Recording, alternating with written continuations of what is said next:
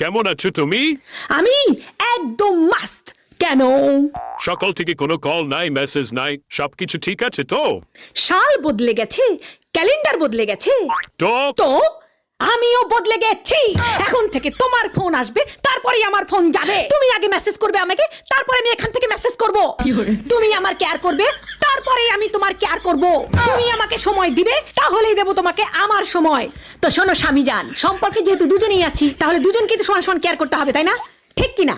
এটা কি সব সময় পাগলের মতো আমি তোমাকে মেসেজ আর কল করব তোমার চিন্তায়, আর তোমার পক্ষ থেকে থাকবে শুধু নীরবতা? কেন? আর হ্যাঁ, নিজে থেকে আমি তোমাকে আর কখনো আই লাভ ইউ আর বলবো না। আগে তো তুমি তোতা পাখির মতো বলতে থাকতে I love you, I love you. এখন কি হয়েছে? সব দায়িত্ব কি আমি নিয়ে রাখছি? কথা খুবই সিম্পল স্বামী বস, এক হাতে দাও আর এক হাতে নাও। কারণ নতুন বছর থেকে মাগনা মাগনা ভালোবাসা দেওয়ার সেবা বন্ধ করে দিয়েছি আমি।